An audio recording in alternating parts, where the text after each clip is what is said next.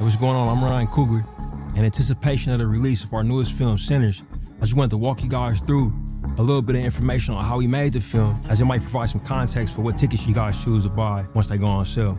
I'm really excited to announce that Sinners was captured on film. It's a format that I fell in love with when I was in film school. So I brought a few film strips along here. This is Super 8 film, which was used for like home videos and has a real beautiful aesthetic. Those little holes on the sides, those are called perforations or perfs, abbreviated. This is a piece of Super 16 film right here.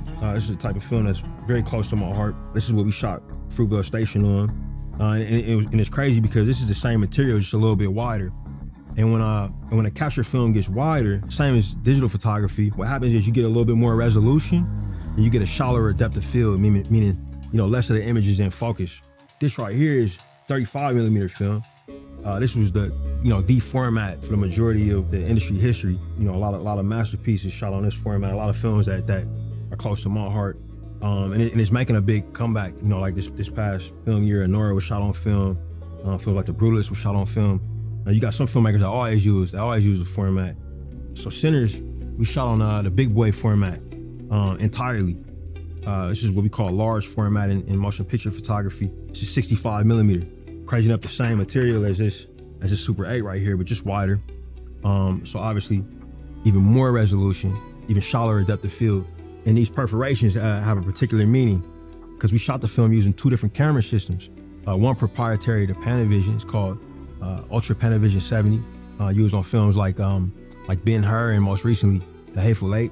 But another format we use is IMAX film cameras.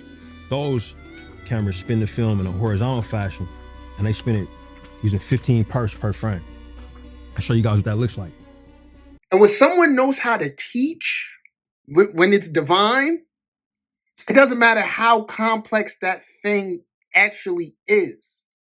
A great teacher can simplify it, make it relatable. The student naturally is going to be inspired, or at minimum feel, oh, I can do that. Student of the mind, steady studying my enemies. Anytime I rhyme, feel like I smoked a blunt of cannabis. Like PG, pass me the clippers, I'ma handle it. More like CP3, just warrior like glamorous. What's going on, world? It's your boy Gemini Brown here, back with another episode of Not Locating Knowledge. I'm still feeling emotional, but we're gonna get into this. I'm gonna let y'all get these thoughts. So let's get into it.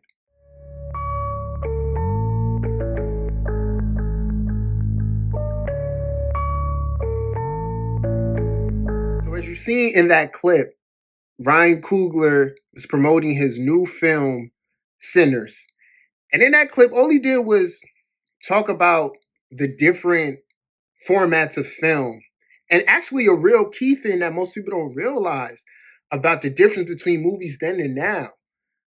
Movies then were made on film, which, as you saw, creates just a whole different type of experience. And it allows the filmmaker to do more creatively.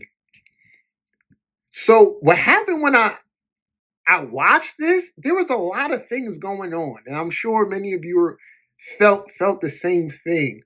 First and foremost, I related to him because I feel like I'm a version of him. He's not just a filmmaker. He's a teacher. And when someone knows how to teach, when it's divine, it doesn't matter how complex that thing actually is. A great teacher can simplify it, make it relatable, and then naturally, the student naturally is going to be inspired, or at minimum feel, oh, I can do that. So I think in the moment of just realizing that, like, man, I'm looking at a version of myself, and it was a reminder that this has always been my intent. My intent has always been to normalize whatever it is that I'm doing. Many of you don't know, but I'm actually coming up on the 15-year anniversary of my first published book, which is a book of poetry called Life in the Recession. I was 19 years old at the time of its release, and the world was a lot different. And as I was a young poet and my voice was coming alive, internally I said, poetry is so cool, but I know the way in which we're taught in school, my generation wouldn't give this a chance. So I took upon myself to be a representative of this art form in the modern sense. And I did well, man. And eventually I came here to astrology. And I can't say it was the same thought form at first, because I was practicing astrology for 3 years before I ever made a YouTube video. And so I didn't really, once I discovered astrology, said, this is my mission and this is what I'm going to do. I kind of was just going with the flow with it. And I knew, I was like, yo, this is some cool stuff, right?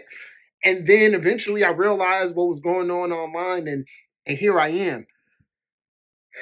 And then, as I said, as I've grown, I got that feedback of what my intent was, being relatable, not saying that to be an astrologer and a spiritualist, you have to look like this or you have to act like this. Even though I do believe if I had a beard or some dreadlocks, shit would be a little bit different. That's something I've learned. But like I said, my intent is for those who can hear and those who can see. I'm not trying to bring people in off of the visual aesthetic alone. But if you haven't already, I have a video of why, like, spiritually, crying is a great thing. It's a reminder that you're alive and you're emotionally in tune. Overall, that clip was just a reminder of where we are and why certain things aren't supported, man. Because if the true artists and the real passionate people in their respective fields were able to be seen and broadcasted, the world would be different. And for those of you listening, I can link this to the Kali Yuga. We are in the dark ages, man. So what you think should be supported is not supported, because this is not the time for that. As a humanity, we're going down to eventually rise back up.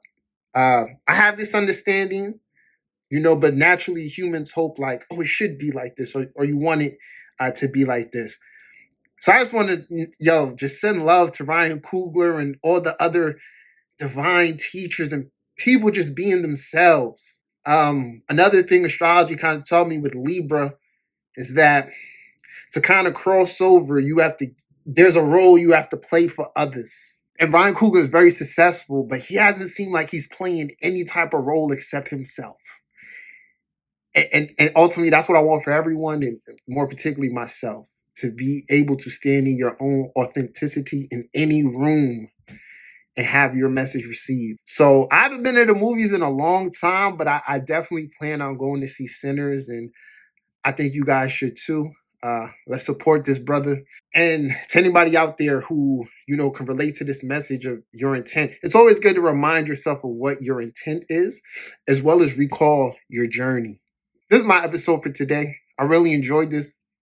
I love being here, and we're going to keep being here. I appreciate the love and support. Let's keep growing and flowing. Until next time, peace.